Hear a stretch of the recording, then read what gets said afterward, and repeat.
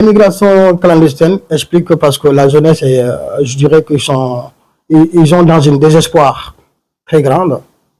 Parce que quand je dis ils sont dans une désespoir très grande, et vous avez un ami qui était là, il est parti en Espagne ou en France. 3 ans après, lui, il a pu construire un château. Et pourtant, quand il est là, c'est toi qui l'as habité. Et aujourd'hui, il fait un château. Automatiquement, qu'est-ce que vous allez penser vous-même? D'aller faire la même chose. Même si vraiment la réalité ne se trouve pas avoir une grande maison ou truc. C'est pas ça la réalité. Parce que quand vous allez sur place, c'est là que vous allez voir la réalité. Donc, aujourd'hui, ce que nous avons besoin, que pour éviter l'immigration clandestine, il faut que la jeunesse, qu'on puisse se redonner la valeur de la jeunesse. Parce que chaque pays, c'est sa jeunesse qui est sa plus grande ressource.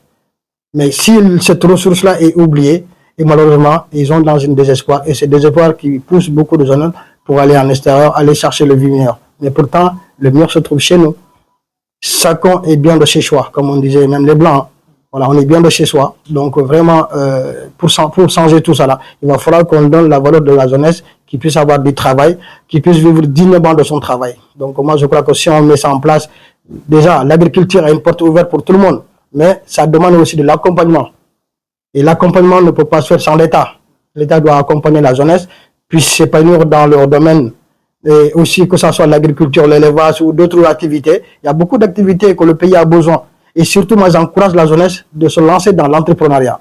Parce que chaque pays ne peut pas se développer en salarial. Le pays se développe en entrepreneuriat. Il faut vraiment que la jeunesse soit active dans le domaine de l'entrepreneuriat. Que ce soit numérique, que ce soit l'agriculture, que ce soit l'élevage, il va falloir que la jeunesse soit dans son zone de confort, qui puisse sortir sur le terrain, essayer de créer des petites et moyennes entreprises pour que le pays puisse développer rapidement. BCVR actuellement de l'État, ça fait depuis 2019, BCVR existe. On avait sollicité une dizaine, une vingtaine, trentaine de fois à l'État. Mais bon, pour l'instant, nous, l'État ne nous voit pas. Vous savez, il y a un problème aussi en Afrique. Il y a une com. Il faut connaître telle personne pour que vous puissiez avoir quelque chose. Voilà, bras long, il faut avoir ça pour avoir ça. Et malheureusement, il va falloir que ça qu'on cesse. Il faut être sur le terrain. C'est pas seulement le narratif. Il faut venir sur le terrain, comme le actuel ministre est en train de faire. Parce que moi, je peux vous envoyer des images qui ne sont pas des bonnes, ce ne sont pas des images réelles. L'image ne compte pas, mais c'est le visuel qui est le plus important. Donc moi, BCVR appelle à l'État, déjà à l'aide depuis des années, pour nous accompagner, pour que nous aussi, on puisse accompagner davantage plusieurs jeunes dans notre localité. Parce que je sais qu'aujourd'hui, moi, j'emploie 25 personnes. Et je peux en employer plus quand j'ai plus de moi, parce que mon ambition est très grande. Mais avec mon maigre moyenne, je ne peux pas arriver là où je voulais arriver. C'est pour ça que j'envoie un appel solennel à l'État du Sénégal actuel, qu'ils ont la même vision que ma vision. Donc je crois que l'État fera quelque chose pour BCVR Missirah, pour que nous aussi, on peut faire quelque chose pour notre localité, la commune de Missirah, qui est de 87 villages. C'est la plus grande commune dans la région de Tamba.